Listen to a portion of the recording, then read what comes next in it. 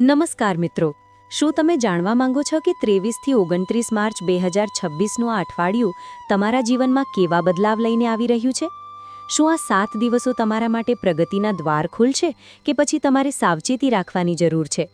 આજે આપણે જાણીશું પ્રખ્યાત જ્યોતિષાચાર્ય ડૉક્ટર હેમિલ પી લાઠિયાના જ્યોતિષીય વિશ્લેષણ દ્વારા તમામ 12 રાશિઓનું સચોટ રાશિફળ, જેમાં આપણે મુસાફરીના યોગ, આર્થિક સ્થિતિ અને સંબંધોમાં આવતી ગેરસમજથી કેવી રીતે બચવું તેની વિગતે ચર્ચા કરીશું. જો તમે તમારી રાશિ મુજબના ઉપાયો અને સંકેતો જાણી લેશો તો ચોક્કસપણે તમે તમારા અઠવાડિયાને વધુ આયોજનબદ્ધ અને સુખદ બનાવી શકશો. વિડીયોમાં આગળ વધતા પહેલાં જો તમે અમારી ચેનલ પર નવા હો તો અત્યારે જ સબસ્ક્રાઇબ કરી લો અને બેલ આઇકન દબાવવાનું ભૂલતા નહીં, જેથી તમને આવા જ ઉપયોગી જ્યોતિષીય અપડેટ્સ મળતા રહે. અને જો આ માહિતી ગમે તો તેને લાઇક પણ જરૂર કરજો. મેષ રાશિના જાતકો માટે આ સપ્તાહ આયોજન અને આત્મવિશ્વાસથી ભરેલું રહેવાનું છે. ડૉક્ટર હેમિલ લાઠિયાના જણાવ્યા અનુસાર તમે જે રીતે તમારા કાર્યોનું લિસ્ટ બનાવ્યું હશે તે જ મુજબ કામ પૂર્ણ થતા જણાશે, જે તમને માનસિક શાંતિ આપશે. તમારા જીવનમાં સારા પરિવર્તનના યોગ બની રહ્યા છે, જે તમારી કાર્યશૈલીને નવી ઊંચાઈ પર લઈ જઈ શકે છે. સૌથી મહત્વની વાત એ છે કે આ અઠવાડિયે તમારો આત્મવિશ્વાસ ચરમસીમા પર હશે, જેની સીધી અને સકારાત્મક અસર તમારા વ્યાવસાયિક અને અંગત વ્યવહાર પર જોવા મળશે. તમારે બસ એટલું જ કરવાનું છે કે તમારા વ્યવહારમાં નિખાલસતા રાખવી, કારણ કે તમારી સાચી અને સ્પષ્ટ વાત તમારી પ્રતિભામાં વધારો કરશે અને લોકોમાં તમારી પ્રશંસા થશે. વૃષભ રાશિના લોકો માટે આ સમયગાળો જૂની યાદોને તાજી કરનારો અને સામાજિક રીતે સક્રિય રહેવાનો છે. આ સપ્તાહ દરમિયાન કોઈ પ્રસંગમાં હાજરી આપતી વખતે અથવા મુસાફરી દરમિયાન અચાનક કોઈ જૂના પરિચિત વ્યક્તિ સાથે મુલાકાત થવાની પ્રબળ શક્યતા છે. આ મિલન તમને અપાર ખુશી, આનંદ અને સંતોષની અનુભૂતિ કરાવશે.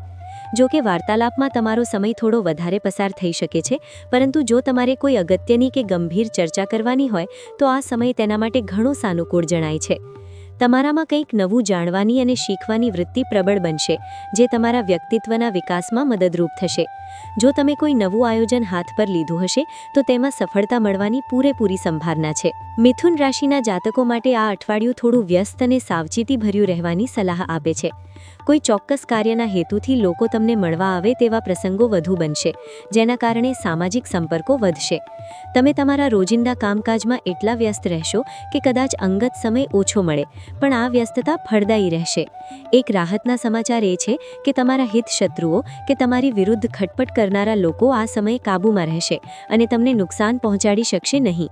પરંતુ ખાસ ધ્યાન રાખજો કે વાહન ચલાવતી વખતે ઉતાવળ ન કરવી અને ખૂબ જ ધીમેથી વાહન ચલાવવું હિતાવહ છે. કોઈ પણ નાની ગેરસમજ મોટા ઝઘડાનું સ્વરૂપ ન લે તે માટે વાણી અને વર્તનમાં સ્પષ્ટતા રાખવી જરૂરી છે. કર્ક રાશિના લોકો માટે વિચારોમાં આવતું પરિવર્તન ભાગ્યના દ્વાર ખોલનારું સાબિત થશે. તમારા વિચારોમાં સકારાત્મકતા આવવાથી નાના કે મોટા કોઈ પણ કાર્ય દરમિયાન લોકો સાથેનો તમારો સુમેળ ઘણો સારો રહેશે. તમે જે પણ કામ કરશો તેમાં ટીમવર્ક અને સહકારની ભાવના જોવા મળશે. આ અઠવાડિયે તમને કંઈક નવું શીખવાની તક મળશે, જે ભવિષ્યમાં તમારા માટે ફાયદાકારક રહેશે. સામાજિક કાર્યોમાં તમારું યોગદાન પ્રશંસનીય રહેશે અને તમારી પ્રતિષ્ઠામાં વધારો થશે.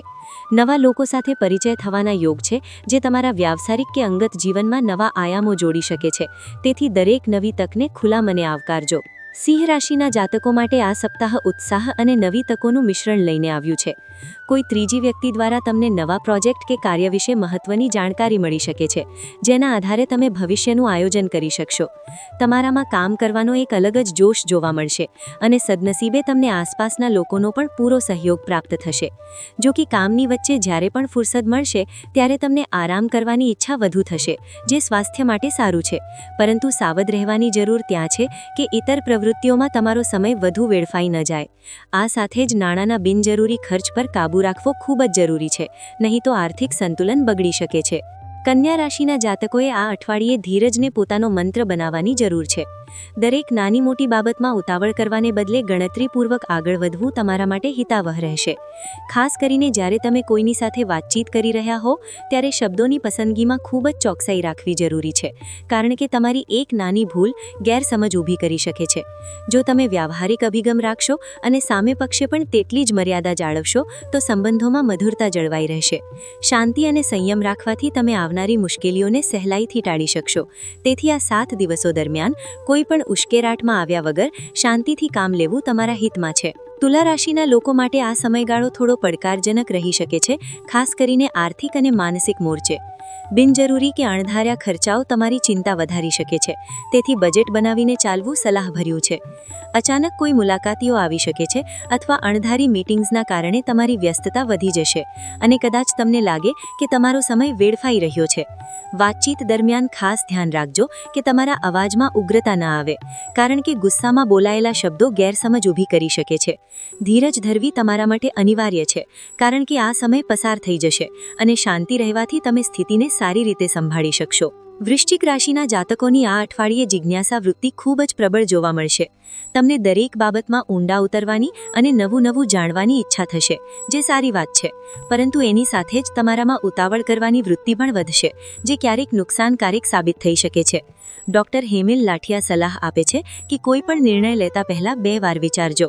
કોઈની સાથે પણ વૈચારિક મતભેદ ન થાય તેનું ખાસ ધ્યાન રાખવું જોઈએ, કારણ કે નાની વાત મોટું સ્વરૂપ ધારણ કરી શકે છે. આ સપ્તાહ શાંતિથી પસાર કરવા જેવું છે. વધુ પડતી દોડધામ કરવાને બદલે જે પરિસ્થિતિ જેવી છે તેને તેવી જ સ્વીકારીને આગળ વધવું તમારા હિતમાં રહેશે. ધન રાશિના જાતકો માટે આ સમય પરોપકાર અને સામાજિક જોડાણનો છે.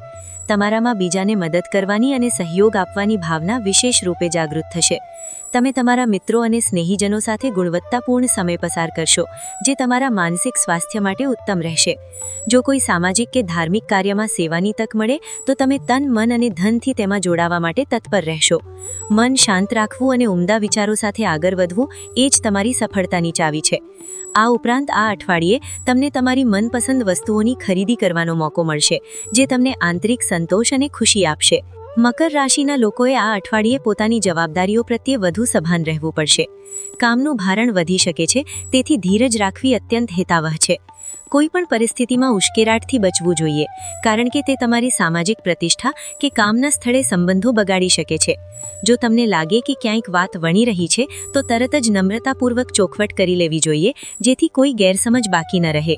અંગત કામોમાં તમારો ઘણો સમય જઈ શકે છે અને દિવસના અંતે તમે થોડો થાક અનુભવી શકો છો. આ થાક માત્ર શારીરિક જ નહીં પણ માનસિક પણ હોઈ શકે છે, તેથી પૂરતી ઊંઘ અને આરામ કરવાનું ભૂલતા નહીં. કુંભ રાશિના જાતકો માટે આ સપ્તાહ ખૂબ જ ભાગ્યશાળી અને પ્રગતિશીલ સાબિત થશે. તમારામાં આત્મવિશ્વાસનો અદ્ભુત વધારો જોવા મળશે અને તમે જે પણ કાર્ય કરશો તેમાં તમારી રુચિ જળવાઈ રહેશે. તમારી વાણીમાં એક પ્રકારનું આકર્ષણ અને પ્રભાવ જોવા મળશે, જેના કારણે તમે લોકોને તમારી વાત મનાવવામાં સફળ રહેશો. જો કોઈ અગત્યની મીટિંગ કે મુલાકાત ગોઠવાયેલી હોય તો તેમાં સફળતા મળવાની પૂરેપૂરી સંભાવના છે.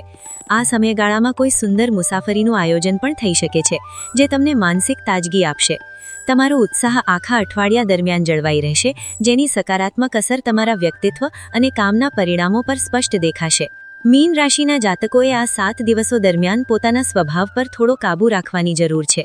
ખાસ કરીને સ્વભાવમાં ચીડિયાપણું ન આવે અને ધીરજ જળવાય તેવા પ્રયત્નો કરવા જોઈએ. વાતચીત કરતી વખતે ખૂબ જ સાવચેતી રાખવી, કારણ કે તમારી વાતનો ખોટો અર્થ નીકળી શકે છે અને ગેરસમજ ઊભી થઈ શકે છે. જો કે સારા સમાચાર એ છે કે કોઈ નવું આયોજન કે નવો પ્રોજેક્ટ શરૂ થવાની શક્યતા છે, જે તમને અંદરથી ખુશ કરી દેશે. આ નવા કામ પ્રત્યે તમારો ઉત્સાહ જળવાઈ રહેશે, પણ કામના અતિરેકના કારણે અઠવાડિયાના મધ્યમાં થાકનો અનુભવ થઈ શકે છે. આરામ કરવાની વૃત્તિ રાખવી તમારા સ્વાસ્થ્ય માટે અનિવાર્ય છે, જેથી તમે ફરીથી નવી ઉર્જા સાથે કામ કરી શકો. મિત્રો, આ હતું 23 થી 29 માર્ચ 2026 સુધીનું તમામ 12 રાશિઓનું સવિસ્તર રાશિફળ.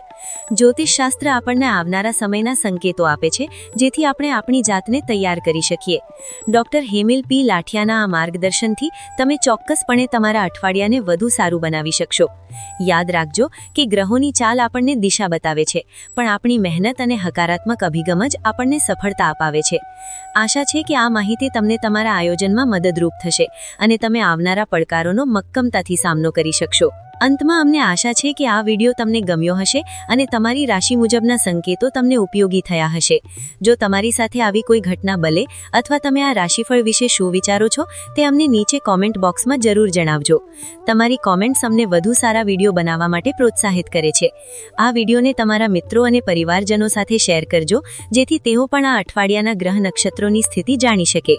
અમારી સાથે જોડાયેલા રહેવા બદલ તમારો ખૂબ ખૂબ આભાર અને તમારું આ અઠવાડિયું ખૂબ જ શુભ અને મંગલમય રહે તેવી ભગવાનને પ્રાર્થના. શું તમે તમારી કુંડળી વિશે વધુ ઊંડાણપૂર્વક જાણવા માંગો છો અથવા તમારા મનમાં જ્યોતિષને લઈને કોઈ ચોક્કસ પ્રશ્ન છે? તો કોમેન્ટમાં તમારી જન્મ તારીખ અને સમય સાથે તમારો પ્રશ્ન લખજો. અમે આગામી વિડીયોમાં તેને આવરી લેવાનો પ્રયત્ન કરીશું. ફરી મળીશું એક નવા વિડીયો અને નવી જાણકારી સાથે. ત્યાં સુધી હસતા રહો અને સકારાત્મક રહો. આવજો.